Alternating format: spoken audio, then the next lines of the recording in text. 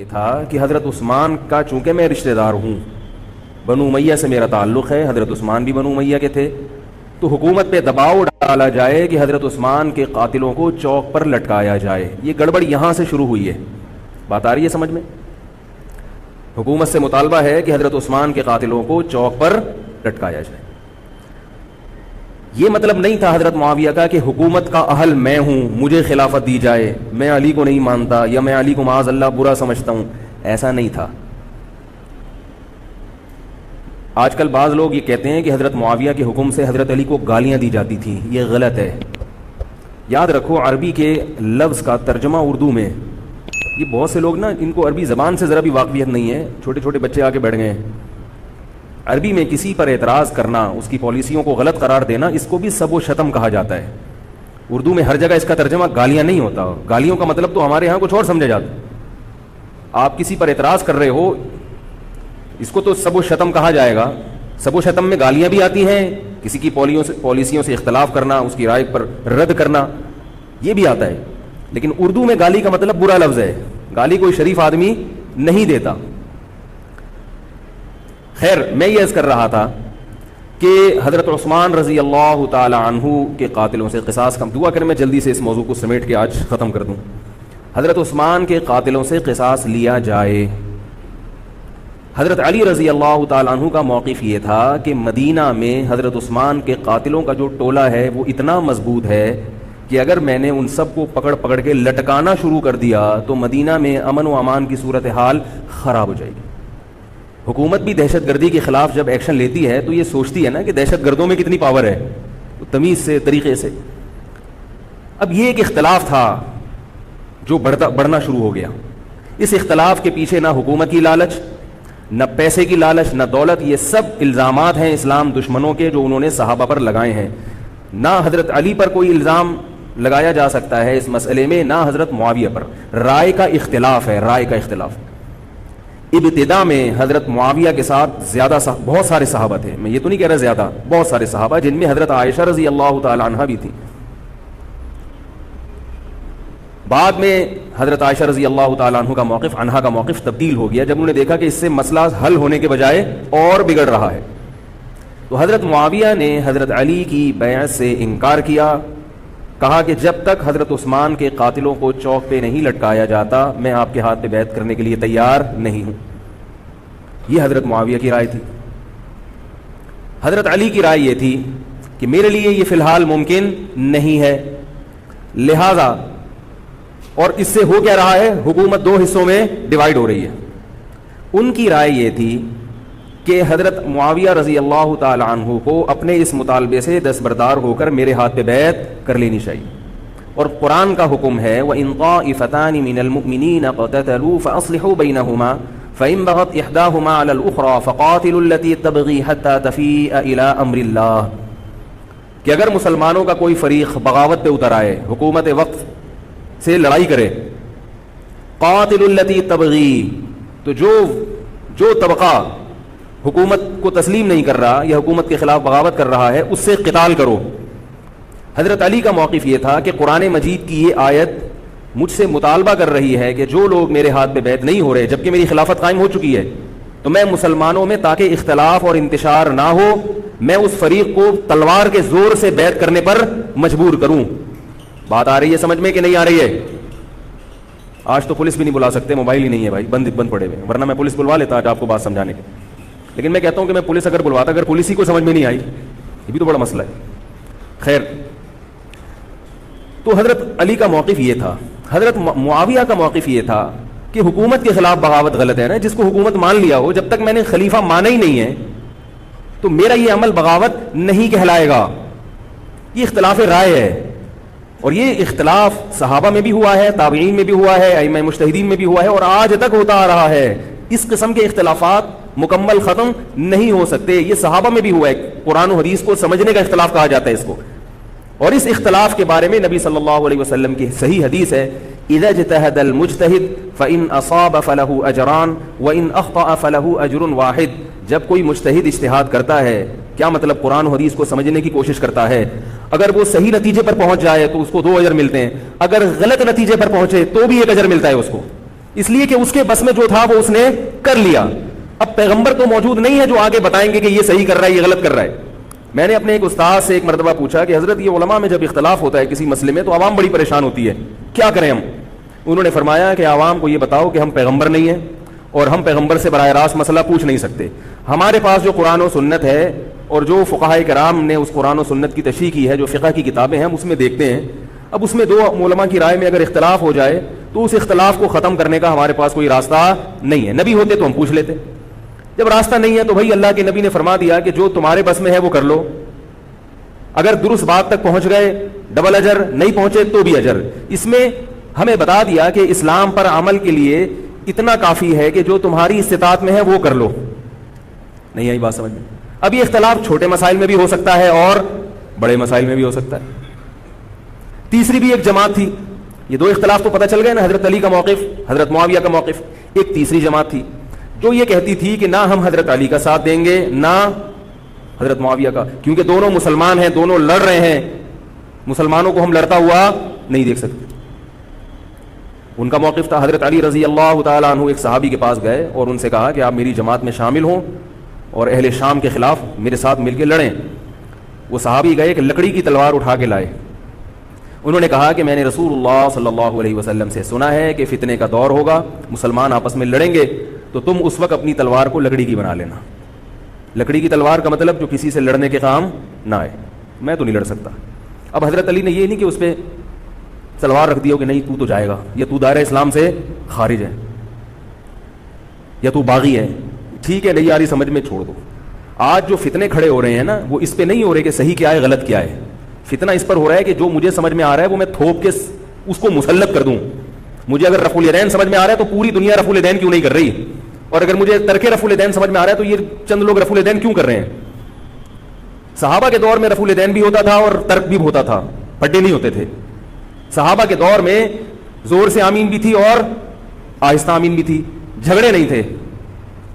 صحابہ کے دور میں امام کے پیچھے فاتحہ پڑھنے والے بھی تھے اور امام کے پیچھے فاتحہ کو ناجائز اور حرام سمجھنے والے بھی تھے, مگر پھڈے بازی بولو بھائی نہیں تھی. تو حضرت علی رضی اللہ تعالیٰ عنہ نے ان صحابی کو مجبور نہیں کیا. حضرت علی کی فوج میں عمار ابن یاسر رضی اللہ تعالیٰ عنہ بھی تھے, زبیر ابن عوام, عبداللہ ابن زبیر رضی اللہ تعالیٰ عنہ, عبداللہ ابن زبیر ابن عوام.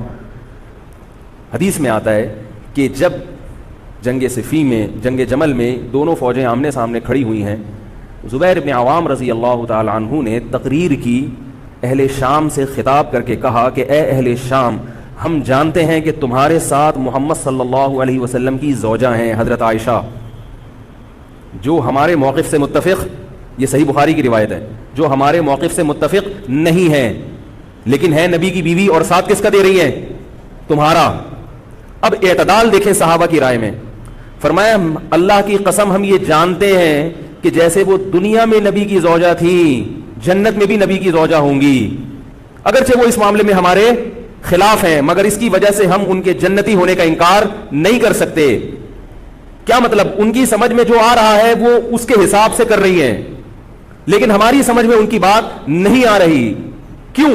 اس لیے فرمایا کہ ہم یہ دیکھ رہے ہیں کہ اللہ ہمیں نبی کی زوجہ عائشہ رضی اللہ تعالیٰ عنہا کے ذریعے آزما رہا ہے کہ تم نبی کی زوجہ کو دیکھتے ہو یا قرآن کے حکم کو دیکھتے ہو. قرآن کہہ رہا ہے کہ خلیفہ کے خلاف بغاوت نہیں ہو سکتی, کائنم من کان, بغاوت کرنے والا کوئی بھی کیوں نہ ہو.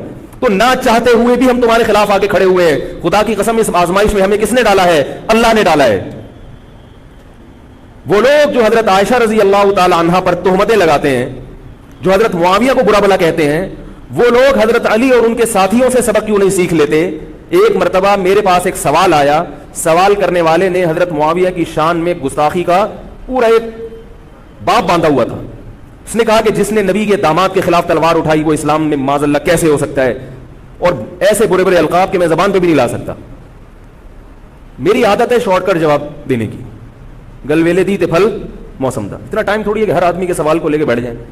میں نے کہا آپ کے جواب میں اتنا کافی ہے کہ یہ وہ الزامات ہیں کہ جس کے خلاف تلوار اٹھائی اس نے بھی یہ الزامات نہیں لگائے. مدعی سست اور گواہ چست. نہیں آ رہی میرا خیال ہے بات. جو حضرت علی کے ساتھ تھے انہوں نے تو یہ کچھ حضرت معاویہ کے خلاف نہیں کہا. انہوں نے وہ تو پھر بھی جنتی مان رہے ہیں, ایک دوسرے کی نماز جنازہ میں شریک ہو رہے ہیں, مال غنیمت کو تقسیم نہیں کر رہے, ایک دوسرے کی عورت پہ ہاتھ نہیں اٹھا رہے, احترام کر رہے ہیں, ایک دوسرے کے پیچھے جنگ ختم ہونے کے بعد نمازیں پڑھی جا رہی ہیں.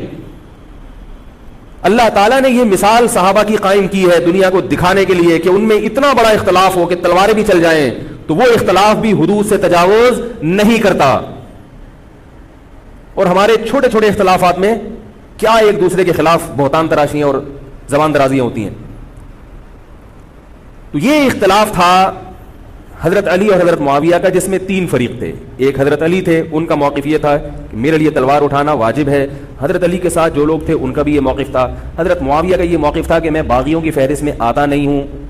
کیوں نہیں آتا؟ اس لیے نہیں آتا کہ میں نے خلافت کو تسلیم نہیں کیا, اور ان کے ساتھ بھی صحابہ کرام کی ایک جماعت تھی. اور تیسرا موقف بہت سارے صحابہ یہ تھے جو کہتے تھے ہم کسی کا ساتھ نہیں دیں گے, دونوں طرف مسلمان ہیں, ہماری تلوار سے کسی مسلمان کا خون ہو ہم یہ برداشت نہیں کر سکتے. ہماری رائے یہ ہے, اہل سنت والجماعت کی رائے یہ ہے کہ یہ ان تینوں فریقوں میں جو برحق تھے وہ حضرت علی تھے, کیونکہ حکومت تھی ان کے پاس. باقی جو دونوں فریق تھے صحابہ کرام کے, ان سے غلطی ہوئی ہے, مگر یہ غلطی اجتہادی ہے. یہ نفس پرستی والی غلطی, حکومت کی لالچ والی, دولت کی لالچ والی, یہ ہٹ دھرمی والی, یہ ضد والی غلطی بولو بھائی نہیں ہے. یہ وہ غلطی ہے جس کے بارے میں محمد صلی اللہ علیہ وسلم نے فرمایا کہ اگر مجتہد سے غلطی ہوتی ہے تو بھی اس کو اجر ملتا ہے, کیونکہ اللہ نے قرآن میں فرمایا فاتقوا اللہ ما استطعتم, اللہ سے اتنا ڈرو جتنی تم میں استطاعت ہے. تو ان کی جتنی سمجھ میں آیا انہوں نے اس حساب سے کیا. تو 2 جنگیں ہوئی ہیں, جنگ جمل اور جنگ صفین. اب ایک اور بات ہے, تاریخی حقیقت ہے کہ 2 جنگوں کے بعد حضرت علی رضی اللہ تعالیٰ عنہ کو خوارج نے شہید کر دیا. یہ وہی خوارج جو حضرت عثمان کے قاتل تھے. انہوں نے شہید کس کو کیا؟ حضرت علی کو. حضرت علی کی شہادت کے بعد حضرت حسن رضی اللہ تعالیٰ عنہ کی 6 مہینے تقریباً خلافت رہی. حضرت حسن رضی اللہ تعالیٰ عنہ نے امت میں جوڑ پیدا کرنے کے لیے حضرت معاویہ رضی اللہ تعالیٰ عنہ سے سلو کر لی اور خلافت سے دستبردار ہو کر حضرت معاویہ کے ہاتھ پر بیعت ہو گئے. نہیں آ رہی میرا, پولیس کو فون کریں یار, بہت اہم بات ہے یہ, اس کو اچھی طرح سمجھ لیں, اللہ کرے سمجھ میں آ جائے. تو جب یہ ہو گیا تو مسئلہ ختم ہو گیا نا. لوگوں نے حضرت حسن سے کہا, یہ میں بالکل مستند روایتیں پیش کر رہا ہوں, اس کے سب کے حوالے ہیں, اور بہت ایسا نہیں ہے کہ تاریخ کی کتابوں کے, یہ حدیث کی کتابوں کے سے پیش کر رہا ہوں. حدیث کا جو معیار ہے وہ تاریخی کتب سے بہت زیادہ ہوتا ہے. لوگوں نے حضرت حسن سے یہ کہا کہ یہ تو عار اور ذلت کی بات ہے کہ آپ کے والد نے جس کے خلاف 2 جنگیں لڑی ہوں تو آپ اپنے والد کی جس سے دشمنی رہی ہو بیٹا اس سے بیعت ہو رہا ہے. ہمارے ہاں اس کا تصور ہے, سیاسی لوٹے ہمارے ہاں بہت ہیں, مگر وہ بھی دنیاوی مفاد میں دائیں بائیں لڑکتے ہیں. آخرت کی خاطر کوئی اپنے ہوتے سے دستبردار ہو جائے یہ نہیں ہوتا. حضرت حسن اہل بیعت میں سے ہیں. حضرت حسن بیعت ہو گئے کس کے ہاتھ پر؟ حضرت معاویہ. لوگوں نے کہا یہ عار اور ذلت کی بات ہے. تو حضرت حسن کے وہ تاریخی الفاظ ہیں کہ میں دنیا کی ذلت کو جہنم کی آگ پر ترجیح دیتا ہوں. کیا مطلب؟ میں مسلمانوں کو آپس میں لڑتا ہوا نہیں دیکھ سکتا, میں نہیں لڑتا ہوا دیکھ سکتا. اب کوئی اس بیس پر حضرت علی پہ الزام لگائے کہ اس کا مطلب وہ لڑتا ہوا دیکھ سکتے تھے. بھائی ان کا جو موقف تھا, جو ان کی سمجھ میں آیا وہ انہوں نے کیا. حضرت حسن کا موقف اپنے والد کے موقف سے مختلف تھا. یہ اختلاف رائے ہو سکتا ہے. ان کا موقف یہ تھا کہ بھائی حضرت معاویہ حکومت کے اہل ہوں یا نہ ہوں یہ ایک الگ بحث ہے. اگر میں ان کے مقابلے میں متوازی حکومت قائم کروں گا تو پھر مطالبہ ہوگا حضرت عثمان کے قاتل سے قصاص, جو کہ ممکن نہیں ہے, اور پھر یہ لڑائی آگے چلے گی. بہتر ہے کہ دستبردار ہو جاؤ کہ حضرت آپ ہمارے خلیفہ ہیں, آپ ہمارے امیر. نبی صلی اللہ علیہ وسلم اس کی پیشگوئی پہلے کر چکے تھے. حضرت حسن رضی اللہ تعالیٰ عنہ کے بارے میں فرما چکے تھے کہ اللہ میرے اس بیٹے کے ذریعے مسلمانوں کے 2 فریق میں صلح پیدا کریں. تو جو اہل بیت سے محبت کرنے والے لوگ ہیں ان کو بھی چاہیے کہ کوئی ایسا کام نہ کریں جس سے مسلمانوں میں دوبارہ سے اختلاف اور انتشار پیدا ہو جائے. جوڑ کی اہمیت شریعت میں زیادہ ہے. اب جب حضرت معاویہ کی خلافت قائم ہوئی ہے, حضرت معاویہ نے حضرت حسن رضی اللہ تعالیٰ عنہ کے اکرام میں کوئی کسر نہیں چھوڑی. اس پر متواتر روایات ہیں کہ حضرت معاویہ جتنا حضرت حسن کا اکرام کیا کرتے تھے اتنا کسی کا اکرام نہیں کرتے تھے. بہت زیادہ آپ کو عزت دی حضرت معاویہ رضی اللہ تعالیٰ عنہ نے. حضرت معاویہ کے بعد یزید کی خلافت قائم ہوئی ہے, حکومت قائم ہوئی ہے. حضرت معاویہ صحابی رسول تھے. بہت سارے صحابہ کو آپ کے طریقہ حکومت پر اعتراض تھا, کیونکہ بہرحال باقاعدہ سلیکشن نہیں ہوئی تھی, لیکن پھر بھی صحابہ کرام نے, جب حضرت حسن بیعت ہو گئے تو باقی کس کو اعتراض کا ہوگا. پھر حضرت معاویہ رضی اللہ تعالیٰ عنہ کے دور میں بہت جہاد ہوا ہے. اسلامی خلافت, ہمارا جو بر صغیر میں اسلام آیا ہے اس کا بہت بڑا حصہ حضرت معاویہ کے دور میں اسلام آیا. یہاں حضرت معاویہ کے بعد جب یزید خلیفہ بنا ہے مسلمانوں کا, تو بہت سارے صحابہ نے یزید کے ہاتھ پہ, بہت سارے تو نہیں, چند صحابہ نے یزید کے ہاتھ پر بیعت کرنے سے انکار کر دیا. وہ اتنے تھوڑے صحابہ ہیں جن کو انگلیوں پہ گنا جا سکتا ہے, جن میں حضرت حسین بھی تھے, حضرت حسن نہیں, حضرت حسن کے بھائی, بولو بھائی, حضرت حسین. جمہور صحابہ کا موقف یہ تھا کہ یزید کا طریقہ خلافت اگرچہ غلط ہے, طریقہ حکومت اگرچہ غلط ہے, مگر رسول اللہ صلی اللہ علیہ وسلم کی صحیح احادیث موجود ہیں. نبی صلی اللہ علیہ وسلم نے فرمایا, صحیح ہے, بخاری کی حدیث ہے, اسمعوا واطیعوا ولو سلط علیکم رجل حبشی کأن رأسہ ذبیبہ. آپ صلی اللہ علیہ وسلم نے فرمایا, سنو اور اطاعت کرو اگرچہ تم پر کوئی حبشی غلام مسلط کر دیا جائے جس کا سر کشمش کی طرح پچکا ہوا ہو. کیا مطلب؟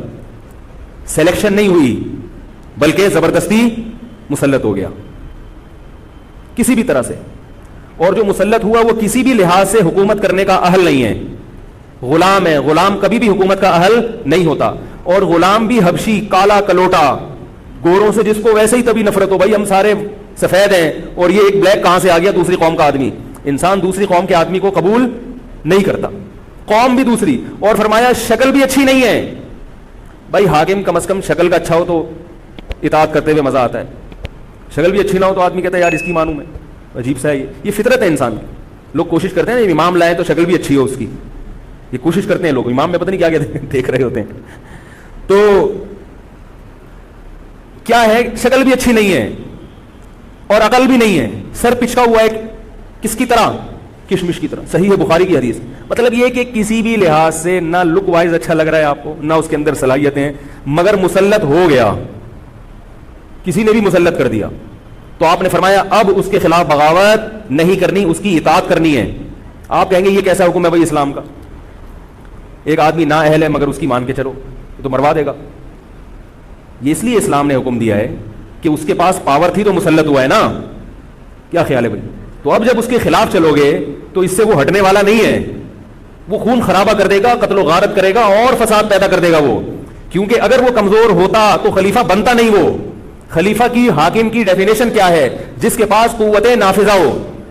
ایک دن ایک صاحب کہنے لگے مسلم لیگ کے دور میں, جنرل مشرف کے دور میں اس کو نہیں مانتا, میں اس کو نہیں مانتا. میں نے کہا آپ کے ماننے نہ ماننے سے کچھ نہیں ہوتا, وہ مسلط ہو گیا ہے, جس طریقے ہیلی کاپٹر سے آیا ہو یا فرشتے اس کو لائے ہوں.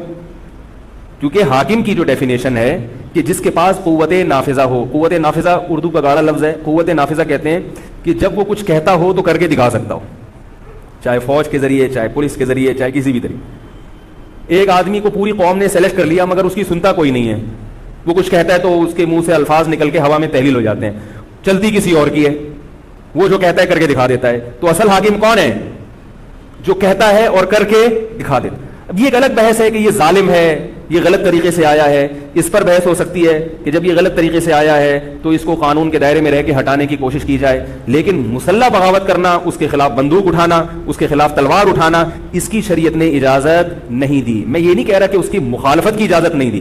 نبی صلی اللہ علیہ وسلم نے فرمایا سب سے بہترین جہاد ظالم بادشاہ کے سامنے حق بات کہنا ہے. کہنے کی حد تک آپ کو مخالفت کی اجازت ہے کہ بھائی یہ جو وزیر اعظم کا بیان آیا ہے یہ بیان ملک کا بیڑا غرق کر دے گا, ان کی پالیسیاں صحیح, جیسے آج کل ہو رہا ہے اخباروں میں کالم نگار اپنی اپنی رائے لکھتے ہیں حکمرانوں کے بارے میں, لکھنے کی حد تک, بولنے کی حد تک ہے. آپ مسلح دستہ لے کے بغاوت کرنے پر آ جائیں, اس کی شریعت نے اجازت, بول لو بھائی کچھ نہیں ہوتا. یہ قرآن اور سنت سے بات ثابت ہے, اس کی شریعت نے اجازت نہیں دی ہے. کیونکہ آپ یہ کریں گے تو اللہ نے دنیا کو اسباب کے ساتھ جوڑا ہوا ہے. آپ کے پاس کچھ بھی نہیں ہے, نہ آپ کے پاس ٹینک ہے, نہ آپ کے پاس آرمی ہے, نہ آپ کے پاس پولیس ہے, آپ کے پاس صرف جذبہ ہے. خالی جذبہ اگر کارآمد ہوتا تو نوح علیہ الصلوۃ والسلام اور آپ کے ساتھ جو 40 افراد تھے ان میں بہت جذبہ تھا, مگر ایک طرف پوری دنیا تھی. اللہ نے جہاد کا حکم نہیں دیا. اللہ تعالیٰ نے اس دنیا کو صرف جذبات کے ساتھ یا ایمان کے ساتھ منسلک نہیں کیا, اس دنیا کو دار الاسباب بنایا ہے جذبے کے ساتھ ساتھ کچھ طاقت اور قوت بھی ہونی چاہیے, اور یہ قوت حکومت کے پاس ہوتی ہے, پبلک کے پاس بول لو یار نہیں. اگر پبلک کے پاس ہے تو وہ بھی حکومت کی پالیسیاں ہوتی ہیں کہ یہ بھی لیاری گینگ رہنے دو تھوڑے دنوں کے لیے, ان لوگوں کے پاس تھوڑا سا کلاشن کوفے رہنے دو, حکومت جب چاہے غائب کر دے. یہ جو کلاشن کوفے لے کے لوگ گھوم رہے ہوتے ہیں نا اور بتا رہے ہوتے ہیں ہم امام مہدی کا لشکر ہیں, یہ سب گورنمنٹ کے لوگ ہوتے ہیں. آئی بات سمجھ میں؟ گورنمنٹ کی طرف سے ان کو پرمٹ ملا ہوتا ہے, ورنہ آپ چاقو لے کے بھی جو کھنجر ہے نا وہ بھی لے کے طرح گھوم کے دکھاؤ. تو جو بھی امام مہدی کا لشکر کا دعویٰ کر رہا ہے اور کہہ رہا ہے میں یوں کر دوں گا میں یوں کر دوں گا میرے ساتھ آ جاؤ, تو سمجھ لو گورنمنٹ نے اس کو خود ہی بٹھایا ہوا ہے. اور بعض دفعہ حکومت اپنی مخالفت کے لیے بھی بندے بٹھا دیتی ہے. یہ ایجنسی والے بڑے ہوشیار ہوتے ہیں, یہ اپنی مخالفت کے لیے پبلک بندوں کو خرید کے بٹھاتے ہیں کہ تم آرمی کے خلاف اور ایجنسیوں کے خلاف تقریریں کرو اور جہاد کا اعلان کرو. اس کا نتیجہ کیا نکلتا ہے؟ جو جو جہاد کے اعلان میں ان کے ساتھ ہوتے چلے جاتے ہیں ان کے نام ایجنسیوں کے پاس پہنچ جاتے ہیں. پھر ایجنسیاں کہتی ہیں ابھی ان کو کھل کے جہاد کرنے دو تاکہ جتنے لوگوں میں اس قسم کے جہاد کے جراثیم ہیں وہ تمام آ جائیں اور ایک ہی دفعہ اسپرے کر کے سب کو نمٹا دیا جائے. یہ ایک بچوں کی طرح کبھی اس کو پکڑ لیا, یہ کام نہیں ہوتا. تو اس لیے کہہ رہا ہوں یہ جو نوجوان طبقہ ہے اس کو جہاد کے نام پہ الو بنانے والے ہر جگہ بہت ہیں. الو ضرور بنو مگر کسی اور عنوان سے بن جاؤ, جہاد کے نام پہ الو نہ بنو, کیونکہ کسی اور عنوان سے الو بنو گے اتنا نقصان نہیں ہوگا. اس عنوان سے الو بنو گے تو بڑا بیڑا غرق ہو جائے گا, جیسے کہ بہت سو کا بیچاروں کا ہو چکا ہے. تو میں یہ کر رہا تھا کہ نبی صلی اللہ علیہ وسلم کی صحیح حدیث ہے, اسی طرح صحیح ہے مسلم کی حدیث ہے, آپ صلی اللہ علیہ وسلم نے حاکم کی اطاعت کا حکم دیا. صحابہ نے عرض کیا یا رسول اللہ اگر وہ ہم پہ ظلم کرے تو بھی بغاوت نہ کریں. آپ نے فرمایا وَإِن ضَرَبُوا ظَهْرَكَ, اگرچہ وہ تمہاری پیٹھ پہ کوڑے مارے, ایسا ظالم ہو, پھر بھی بغاوت. یہ میں نہیں کہہ رہا, یہ محمد صلی اللہ علیہ وسلم کے الفاظ ہیں. کیوں؟ اس لیے کہ آپ صلی اللہ علیہ وسلم نے اتحاد پہ زیادہ زور لگایا ہے. بھائی حکومت ایک ہوگی جیسی مرضی لنگڑی لولی ہو, مگر مسلمان کی جو ایک یونائٹی ہے, جو ایک اتحاد ہے, وہ تو برقرار رہے گا نا. اگر آپ کمزور ہو گئے تو کتنا مرضی ایمان ہو, کمزور آدمی دنیا میں کہیں بھی نہیں پنپ سکتا. تبھی میں کہتا ہوں پاکستان کی قدر کرو, جیسا مرضی ہے ایک مضبوط آرمی تو ہے نا, ایٹم بم تو ہے, جیسی مرضی آرمی ہو لیکن ہے تو نا. اگر یہ ختم ہو گئی اور نیک نیک لوگ آ گئے مگر اتنے پاورفل نہ ہوئے, وہ آپ کو انڈیا سے نہیں بچا سکتے, وہ آپ کو امریکہ کے شر سے نہیں بچا سکتے, کیونکہ اس وقت پوری دنیا پاکستان کی دشمن ہوئی ہوئی ہے سوائے چند ممالک کے. اور وہ جو ملک بچا ہوا ہے یہ میرے اور آپ کی تقریروں سے نہیں بچا ہوا, یہ ایٹم بم سے بچا ہوا ہے. اللہ نے دنیا کو اسباب کے ساتھ جوڑ دیا ہے, ایٹم بم بھی ہے اور پھر ایمان کی طاقت بھی ہے کسی حد تک, جو کہ بہت ہی شارٹ ہو گئی ہے ایمان کی طاقت. تو دونوں چیزیں چلتی ہیں ساتھ, صرف بم بھی کافی نہیں ہے. اللہ نے فرمایا اگر تم تقوی اختیار کرو گے تو اللہ تمہاری مدد کرے گا, ورنہ نہیں کرے گا. تو دونوں چیزیں ضروری ہیں. تو حضرت معاویہ کے بعد یزید کے بارے میں جمہور صحابہ کا موقف یہ تھا کہ یہ جیسا مرضی ہو, ظالم ہو عادل ہو, یہ ایک الگ بحث ہے, مگر ہے بہرحال یہی. پاور کس کے پاس ہے؟ اسی کے پاس. حضرت حسین رضی اللہ تعالیٰ عنہ کا موقف یہ تھا کہ میں یزید جیسے آدمی کے ہاتھ پر بیعت کرنے کے لیے تیار. بولو بھائی, نہیں میں نہیں بیعت کرتا اس کے ہاتھ, کیونکہ یزید کے بارے میں خبریں تھیں, بعض کہتے تھے شراب پیتا ہے. حضرت مفتی محمد تقی عثمانی صاحب کا انہوں نے فرمایا ہے کہ کسی مستند روایت سے ثابت نہیں ہے شراب پینا. روایتیں ہیں مگر کوئی اوتھینٹک روایت نہیں ہے. تو اب نتیجہ کیا نکلا کہ حضرت حسین رضی اللہ تعالیٰ عنہ کے پاس کوفہ سے خطوط آئے. کوفہ کا گورنر تھا ابن زیاد, وہ بھی یزید کا آدمی تھا, بڑا ظالم آدمی تھا. وہ اہل کوفہ کے خطوط آئے کہ آپ آ جائیں یہاں پر, یہاں سب لوگ آپ کے ہاتھ پر بیعت کرنے کے لیے تیار ہیں. حضرت حسین کا خیال یہ تھا کہ اگر یہ سب تیار ہیں تو یزید کی حکومت بغیر لڑائی کے, بغیر بڑے قتال کے, مسلمانوں کے خون خرابے کے بغیر ختم ہو سکتی ہے. آئی بات سمجھ میں؟ جو انفارمیشن آپ کو ملی تھی, جو نالج آپ کو ملی تھی, وہ نالج غلط تھی. اگر وہ نالج صحیح ہوتی تو حضرت حسین کبھی کربلا کی طرف رخ نہ کرتے, کیونکہ حضرت حسین کا موقف بھی یہی تھا کہ مسلمانوں کی تلواریں آپس میں نہ چلیں. حضرت حسین رضی اللہ تعالیٰ عنہ کے پاس جب 50 سے زیادہ خطوط آئے ہیں اہل کوفہ کی طرف سے کہ آپ آئیے آپ آئیے آپ آئیے, تو پہلے حضرت حسین رضی اللہ تعالیٰ عنہ نے اپنے رشتہ دار جو آپ کے چچا تھے مسلم بن عقیل, ان کو بھیجا. نتیجہ کیا نکلا؟ مسلم بن عقیل کا وہاں پر حکومت نے گرفتار کر کے ان کو قتل کر دیا. اب یہ ایک ایسا ظلم تھا جس کے ظاہر ہے کہ کسی کو سفیر بنا کے بھیجا جائے, کسی کو حال حوال دیکھنے کے لیے بھیجا جائے, اور حضرت حسین کی نیت ہرگز بغاوت کی نہیں تھی. مگر کوفہ کے گورنر کو اور یزید کو یہ خیال تھا کہ خلافت کے اصل اہل یقیناً یہی ہیں, کہیں ایسا تو نہیں ہے کہ یہ امیر بننا چاہتے ہیں, یہ خلیفہ بننا چاہتے ہیں. ایک خوف اس کے دل میں بیٹھ گیا تھا ایک لاشعور میں خوف ہوتا ہے نا انسان کے دل میں بیٹھ جاتا ہے کہ آپ 100 دفعہ بھی کہیں بھی میری یہ نیت نہیں ہے، مگر وہ ڈر رہا ہوتا ہے کہ یار یہ کچھ کر نہ لیں. تو جب مسلم بن عقیل کو شہید کیا گیا، حضرت حسین رضی اللہ تعالی عنہ جا چکے تھے. جب حضرت حسین رضی اللہ تعالی عنہ کوفہ کی طرف جا رہے تھے، بہت سارے صحابہ نے آپ کو منع کیا، جن میں عبداللہ ابن عمر رضی اللہ تعالی عنہ بھی تھے، عبداللہ ابن عباس رضی اللہ تعالی عنہ بھی، کہ آپ یہ کام نہ کریں. بعض نے تو کہا کہ ہمیں آپ کی شہادت کا یقین ہے، کیونکہ جس حالات میں آپ جا رہے ہیں حکومت یہ سمجھے گی کہ بغاوت کرنے آ رہے ہیں، لہذا وہ آپ کو کیا کرے گی، اس بیس پہ قتل نہیں کرے گی کہ آپ نواسہ رسول ہیں، کیونکہ وہ بھی مسلمان تھے. اس بیس پہ قتل کرے گی کہ آپ کی نیت کیا ہے، حکومت کے خلاف بغاوت. تو ان کے پاس ایک اپنے آپ کو برحق ثابت کرنے کے لیے ایک دلیل ہوگی کہ حکومت کا باغی جو بھی ہو اسے کیا کر دو، قتل. رسول اللہ صلی اللہ علیہ وسلم نے فرمایا، صحیح حدیث ہے، کہ جب مسلمان کسی ایک امیر پہ جمع ہو جائیں تو اس کے خلاف جو بھی اٹھے، نبی نے فرمایا اس کو قتل کر دو، کائن من کان، چاہے وہ اس کے خلاف اٹھنے والا کتنا ہی نیک کیوں نہ ہو. یہ حدیث کے الفاظ ہیں. حضرت حسین کا موقف یہ تھا کہ میں نے ابھی تک یزید کی خلافت اور حکومت کو تسلیم نہیں کیا، لہذا میں اس وعید میں داخل نہیں ہوں. اب ہوا یہ ہے کہ حضرت حسین رضی اللہ تعالیٰ عنہ جب گئے ہیں اور کربلا کے مقام پہ پہنچے ہیں تو وہاں آپ رضی اللہ تعالیٰ عنہ کو مسلم بن عقیل کی شہادت کا بھی پتہ چلا، اور اندازہ ہوا، میں بہت شارٹ کر کے سنا رہا ہوں، اندازہ ہوا کہ حالات ایسے نہیں ہیں جیسے میں سمجھ رہا تھا. عبید اللہ جو ابن زیاد تھا بدبخت، اس نے حضرت حسین کو یہ کہا کہ بغیر کسی شرط کے حضرت حسین کو گرفتار کر کے لاؤ اور میرے ہاتھ پر بیعت کراؤ.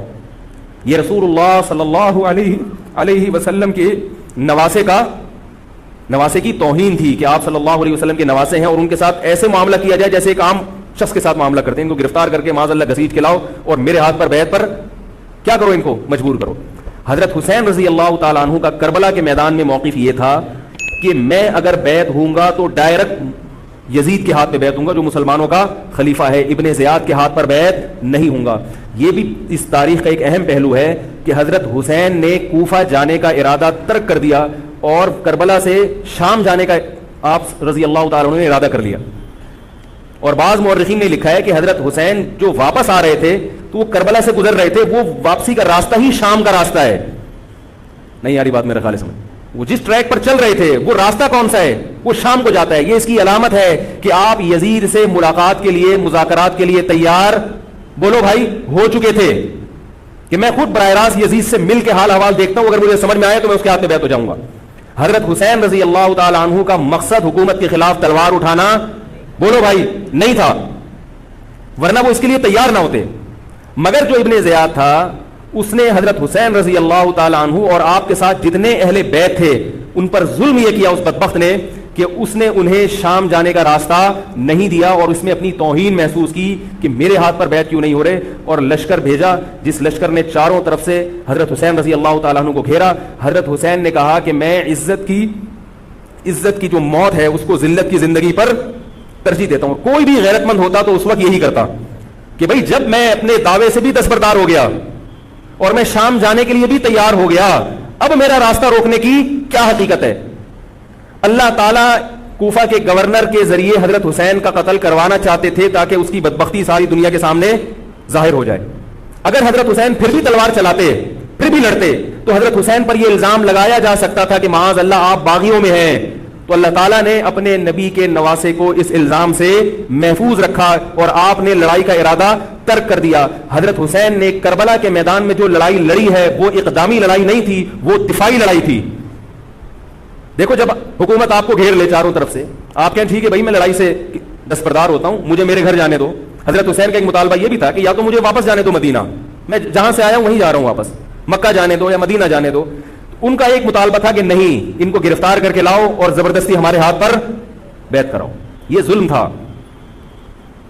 نتیجہ کیا نکلا ہے کہ کربلا کے میدان میں آپ کو گھیر کر آپ کو بھی شہید کر دیا گیا، اور جتنے اہل بیت تھے مرد سوائے امام زین العابدین کے جو حضرت حسین رضی اللہ حضرت حسن کے بیٹے تھے، ان کے علاوہ جتنے بھی اہل بیت تھے ان سب کو قتل کر دیا گیا.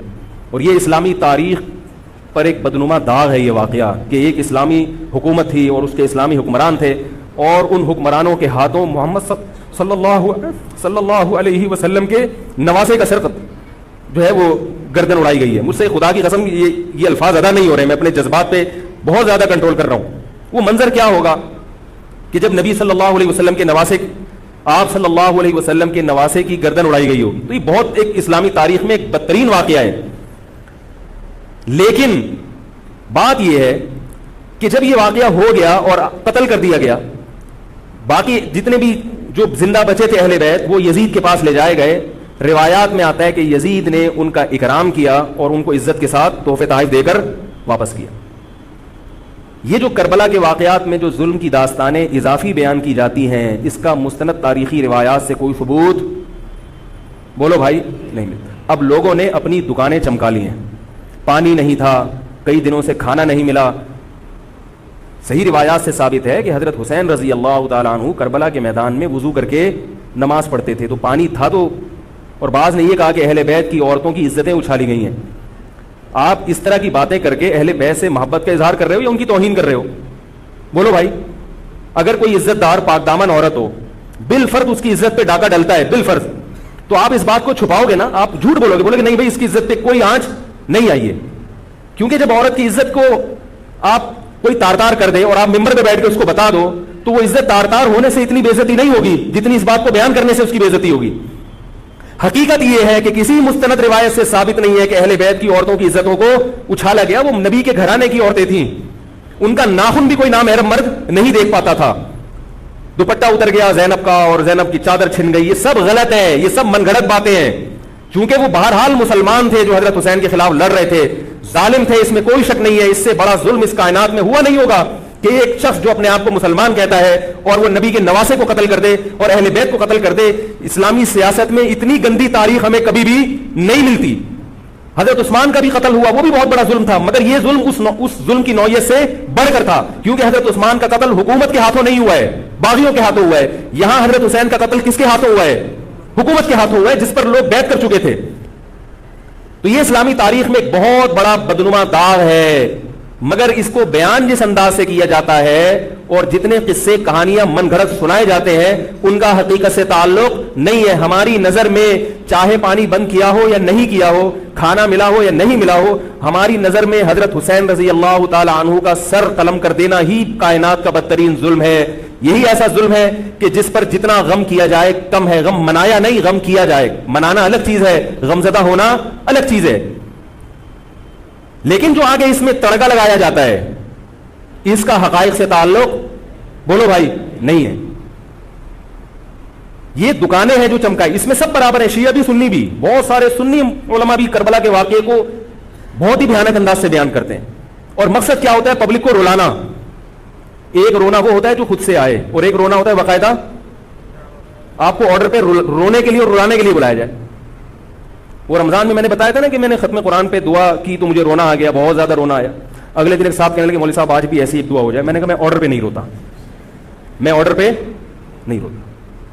اب تو آ بھی رہا ہوگا تو نہیں آئے گا.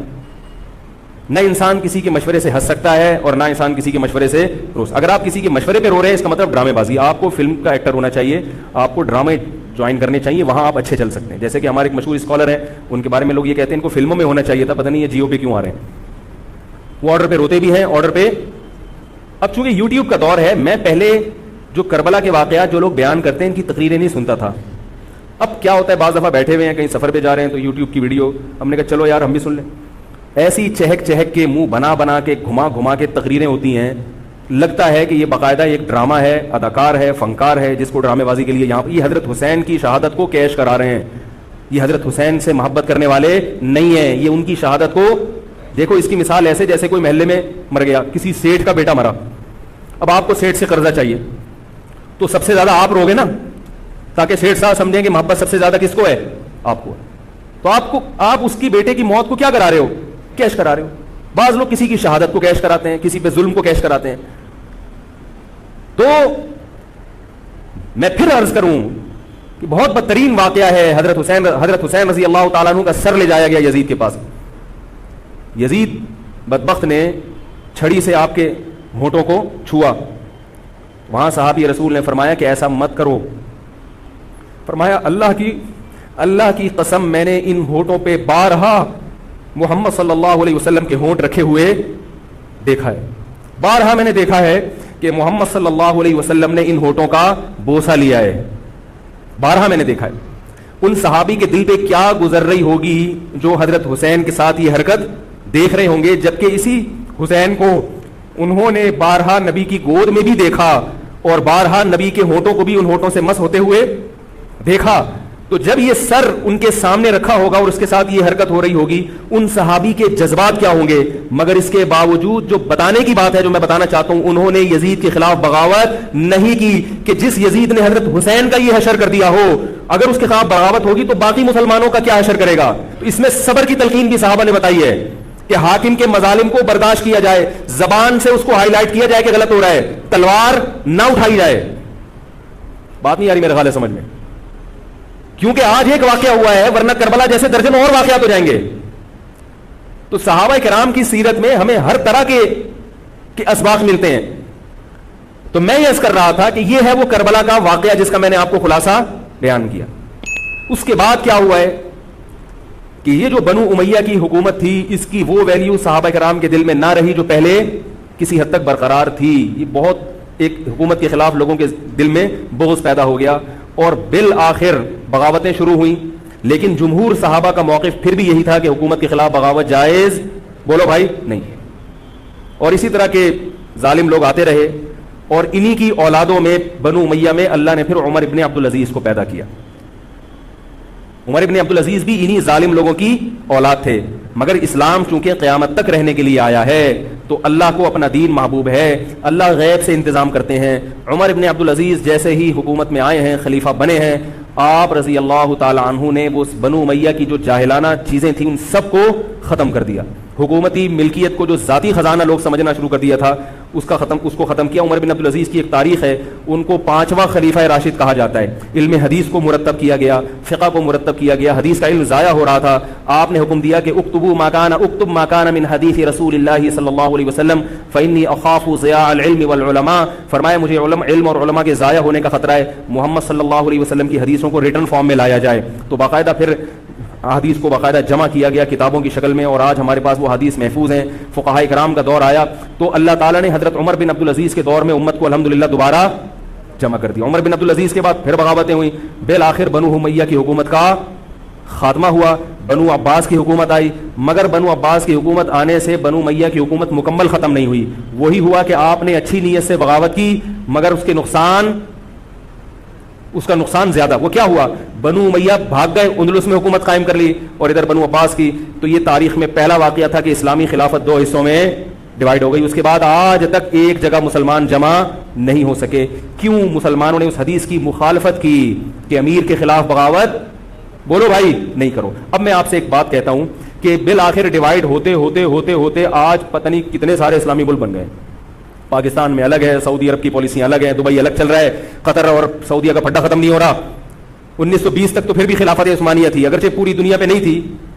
ہندوستان میں الگ حکومت تھی, خلافت عثمانیہ الگ تھی, اندلس میں الگ حکومت تھی, مگر پھر بھی مسلمانوں کی 3-4 بڑی بڑی حکومتیں تھیں جو ایک اور کسی حد تک ان میں اتحاد تھا. 1920 میں وہ بھی ختم, اور اتنے سارے ممالک وجود میں آ گئے, سب کی الگ الگ پالیسیاں ہیں.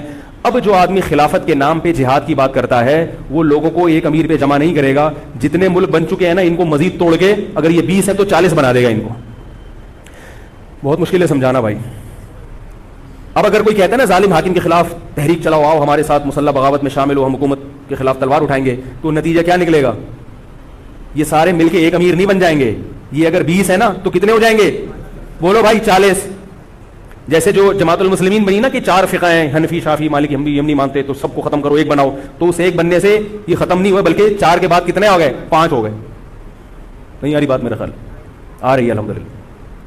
اور بھی جو بھی اس کی باتیں کر رہے ہیں نا امت کو اتحاد کے لیے, آ جاؤ میرے پاس آ جاؤ, تو وہ 6واں بنا رہا ہے, 7واں بنا رہا ہے, پھر 8واں بنا رہا ہے, ایسے بنتے چلے آ رہے ہیں. وہ بھائی جو ہے وہاں بریک لگا دو, اللہ کا واسطہ روک دو ان کو, کوئی بات نہیں. 4 ہیں, جو جس کو فالو کرے ٹھیک ہے, کچھ نہیں ہوتا اس سے, ہمیشہ سے چلے آ رہے ہیں. تو اب اگر ایک خلیفہ نہیں ہے, ہونا تو چاہیے ایک ہی خلیفہ, نہیں ہے تو جو ہے اسی پہ گزارا کرو, ورنہ اس سے بھی جاؤ گے, اس سے بھی جاؤ گے. تمہاری کوئی مضبوط طاقت اور قوت ہوگی نہیں. کافر جب چاہے گا تمہیں ٹیشو پیپر کی طرح استعمال کر کے پھینک دے گا. تو کربلا کے واقعہ سے ہمیں کیا سبق ملتا ہے کہ علامہ ابن تیمیہ رحمہ اللہ تعالی فرماتے ہیں کہ جمہور صحابہ کی جو رائے تھی, حضرت حسین رضی اللہ تعالیٰ عنہ کی بھی اپنی ایک رائے تھی, مگر ابن تیمیہ رحمہ اللہ فرماتے ہیں کہ اگر حضرت حسین رضی اللہ تعالیٰ عنہ کربلا کی طرف خروج نہ کرتے تو ابن تیمیہ کی رائے یہ ہے کہ یہ زیادہ بہتر تھا. اب آپ کہیں گے کہ صحابی رسول کی رائے سے اختلاف کر رہے ہیں، نہ وہ کہہ رہے ہیں وہ جو جمہور صحابہ تھے جو حضرت حسین کو منع کر رہے تھے وہ بھی تو صحابہ تھے.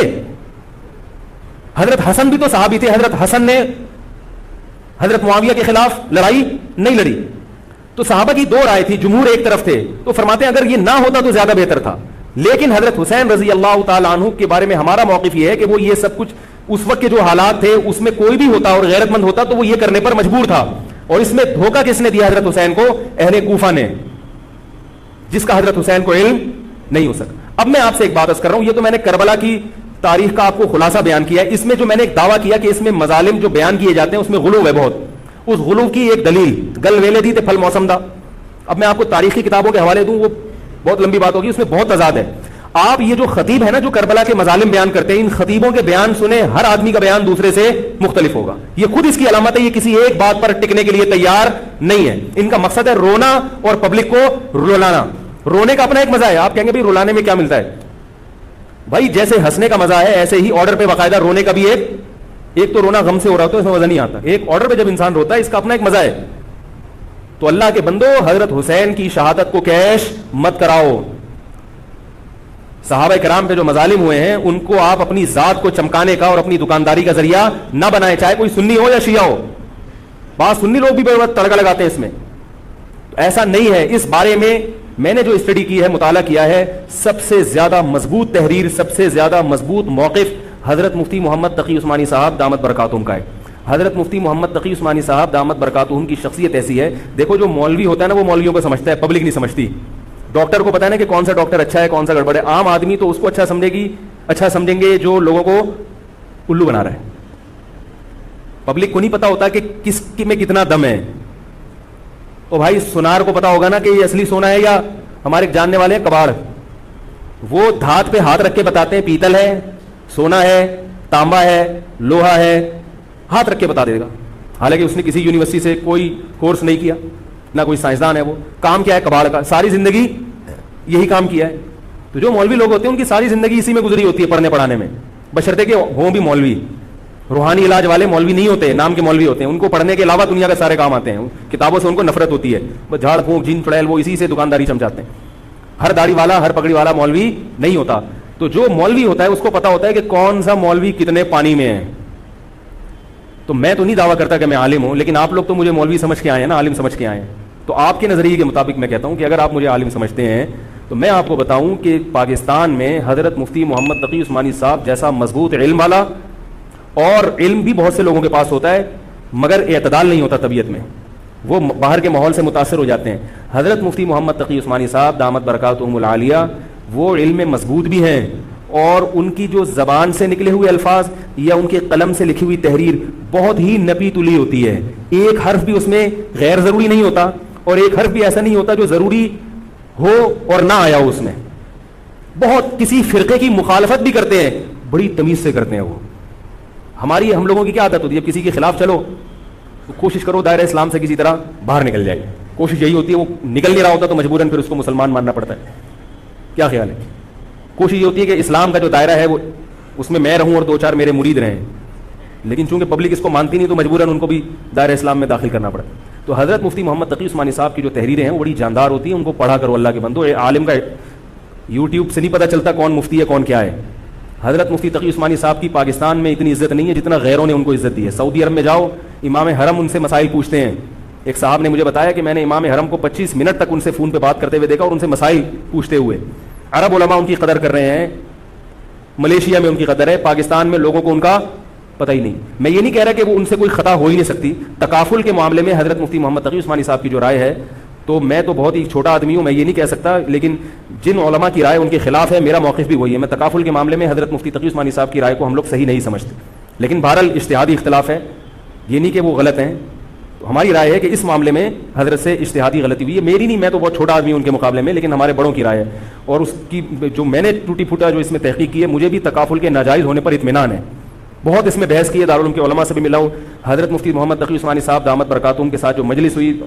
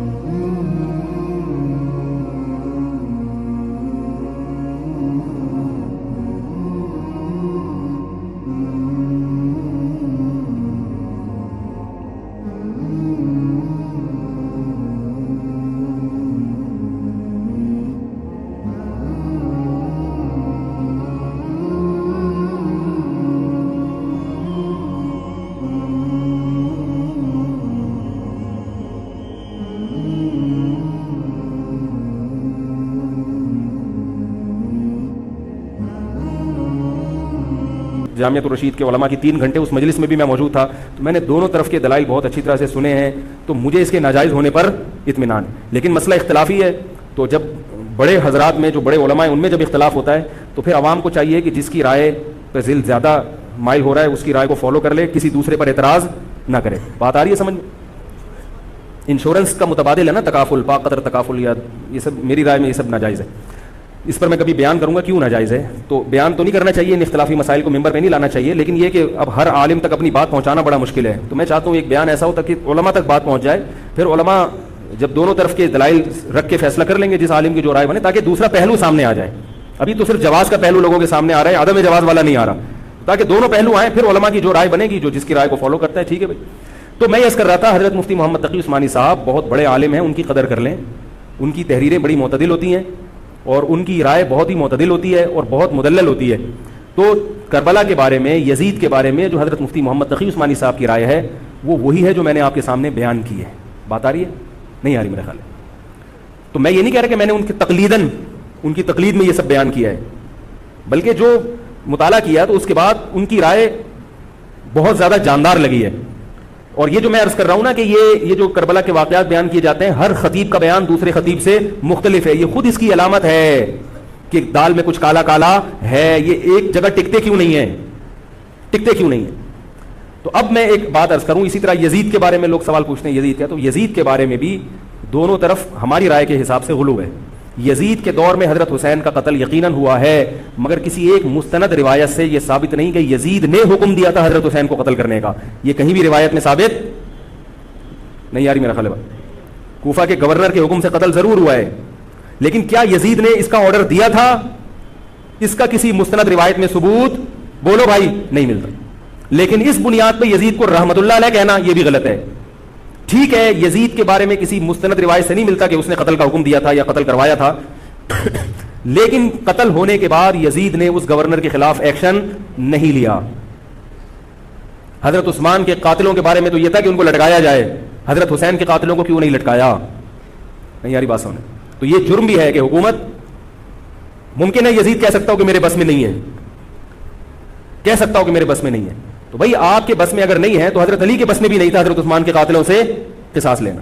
تو اس لیے یزید کو بالکل معصوم قرار دینا یہ بھی غلط ہے. وہ مجرم تھا, لیکن اس کو اتنا لعنتی قرار دے دینا کہ گویا حضرت حسین کو اس نے قتل کرایا تھا, اس کا بھی کسی تاریخی مستند روایت سے ثبوت نہیں ملتا. لہذا صحیح بات یہ ہے کہ نہ لعنت اللہ علیہ کہو نہ رحمت اللہ علیہ کہو. خام خواہ میں فضول چیزوں میں پڑھنے کی بولو بھائی ضرورت کیا ہے؟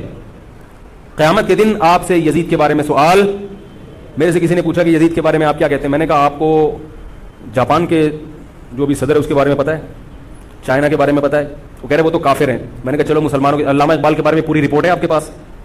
تاریخ میں لاکھوں شخصیات ایسی ہیں جن کے بارے میں آپ کو نہیں پتا. تو یزید کے بارے میں بھی اگر نہیں پتا ہو تو میرا خیال ہے کوئی پریشان ہونے کی ضرورت نہیں ہے. تو یہ کربلا ایک واقعہ تھا, ایک اسلامی تاریخ میں ایک بدترین واقعہ رونما ہوا اور یہ واقعہ ختم ہو گیا.